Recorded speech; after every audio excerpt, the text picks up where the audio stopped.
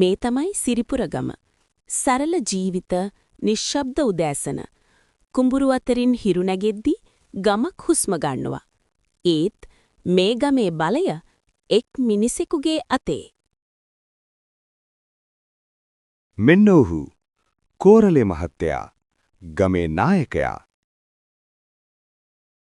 සිරිපුර ගමේ හැමෝම ගරු කරන කෙනා තමයි කෝරළේ මහත්තයා. කෝරළේ ගෙදර ඉන්නේ ඔහුගේ නීත්‍යානුකූල බිරිඳ මැණිකේ. නිහතමානී, වැඩට දක්ෂ, ගමේ ගෑනු අතර ආදර්ශයක්. නමුත් කෝරළේ මහත්තයාගේ හදවතේ රහසක් තියෙනවා. ගමට ටිකක් දුරින් කුඩා නිවසක ජීවත් වෙනවා සපුමලි. ඇය ලස්සනයි, කතා බහට දක්ෂයි. කෝරළේ මහත්තයාගේ ජීවිතේ සුවඳක් වගේ ඇය.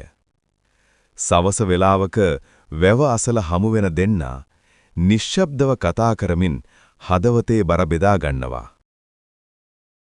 මට ඕන සල්ලි නෙවෙයි මහත්තයා. මට ඕන ඔබේ අවංක බව. කෝරළේ මහත්තයා නිතරම රෑවිලා ගෙදර එන්න පටන් ගන්නකොට මැණිකේගේ හිතේ සැකයක් පටන් ගන්නවා. ඇය කෝරළේ මහත්තයා ගැන දුකින් මට කොහෙද වැරදි ගියේ කියලා හිතනවා. එක දවසක් ගමේ උත්සවයක් දවසේ මැණිකි සහ සපුමලි අහම්බෙන් මුහුණට මුහුණ එනවා. නිහතමානී කතාබහක්. ඇස් දෙකෙන් කියවෙන සත්‍යය. කෝරළේ මහත්තයාට තේරෙනවා බලයත් සම්පත් නැති වුණත් සත්‍යය නැතිව ජීවිතයක් නැහැ කියලා. කතාව අවසන් වෙන්නේ කෝරළේ මහත්තයා තම වැරදි පිළිගැනීමෙන්, මැණිකේට ගරු කරමින්, සපුමලීටත් නව ජීවිතයක් තෝරගන්න නිදහස දෙන තැනින්.